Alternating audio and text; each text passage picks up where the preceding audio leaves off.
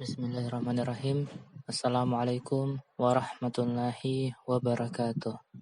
Bagaimana kabarnya Ananda sekalian? Semoga masih dalam keadaan sehat-sehat ya semuanya. Kita masih berada dalam kondisi pandemi, jadi tetap menjaga protokol kesehatan, keluar rumah menggunakan masker, menjaga jarak, sering mencuci tangan dengan hand sanitizer, atau jika tidak ada cukup menggunakan sabun antibiotik. Ya, jadi kembali lagi bersama kami di channel Cermatika Indonesia, Cerdas Matematika dan Statistika. Pada kesempatan ini kita akan mempelajari materi konsep nilai mutlak.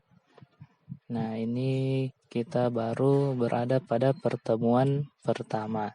Nah, di bab pertama yaitu adalah persamaan dan pertidaksamaan nilai mutlak linear satu variabel. Nah, jadi ini adalah materi di kelas 10 matematika wajib. Adapun kompetensi dasar yang harus dimiliki oleh siswa setelah mempelajari materi bab pertama ini adalah KD 3.1. Yaitu siswa mampu menginterpretasi persamaan dan pertidaksamaan nilai mutlak dari bentuk linear satu variabel dengan persamaan dan pertidaksamaan linear aljabar lainnya. Kemudian juga siswa harus mampu menyelesaikan masalah yang berkaitan dengan persamaan dan pertidaksamaan nilai mutlak dari bentuk linear satu variabel.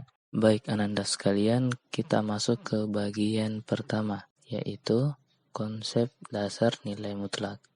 Nah, untuk memahami konsep dasar nilai mutlak, kita perlu tahu dulu bagaimana itu bentuk dari nilai mutlak.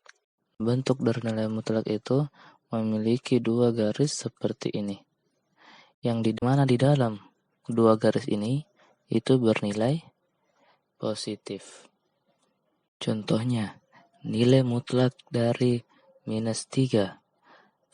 Maka hasilnya adalah 3.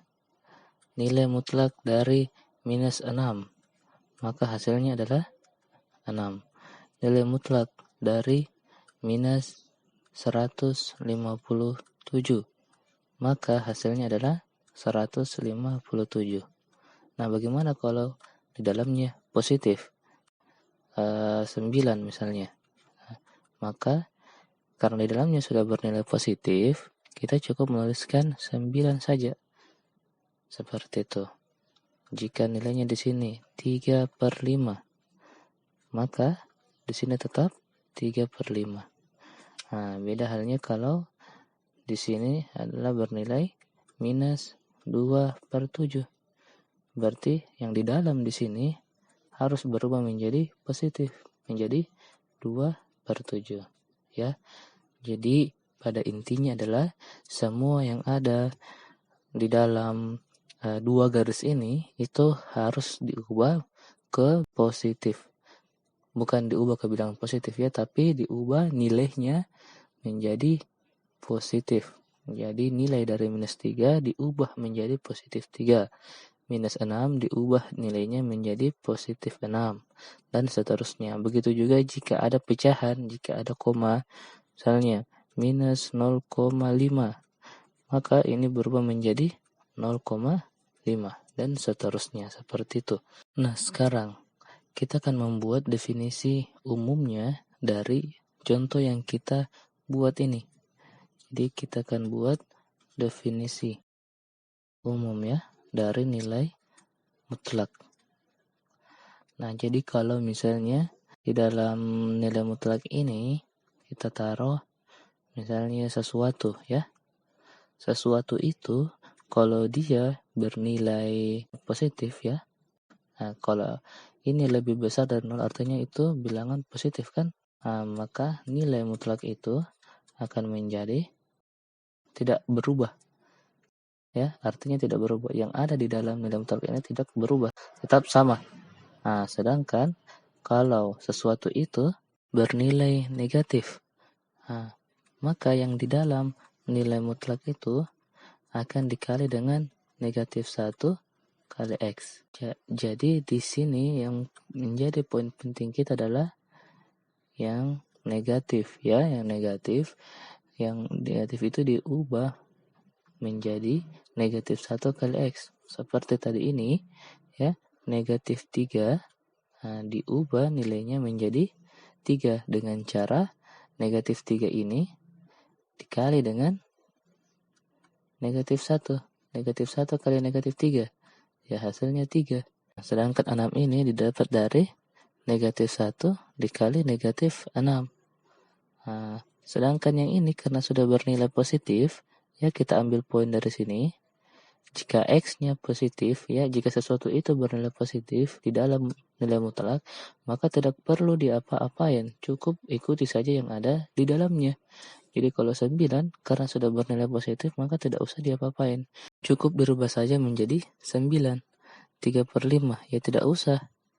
Cukup ditulis kembali 3/5. Ya, semoga Anda paham. Baik Anda sekalian, jadi saya ulangi bahwa definisi nilai mutlak itu jika sesuatu yang ada dalam nilai mutlak itu sudah bernilai positif, maka sesuatu itu tetap ditulis kembali. Kalau sesuatu itu bernilai negatif, maka ketika dimutlakin, hasilnya adalah harus dikali dengan negatif 1. Sehingga menjadi negatif 1 dikali sesuatu tersebut. Seperti tadi contohnya bahwa jika nilainya minus 3, karena minus 3 bernilai negatif, maka sesuatu ini dirubah menjadi negatif 1 dikali dengan negatif 3. Hasilnya adalah 3. Oke Anda sekalian, semoga paham ya. Cukup sekian pada video kali ini. Terima kasih telah menonton. Jika bermanfaat, silahkan di-like dan jangan lupa di-subscribe untuk mendapatkan notifikasi video terbaru kami. Assalamualaikum warahmatullahi wabarakatuh.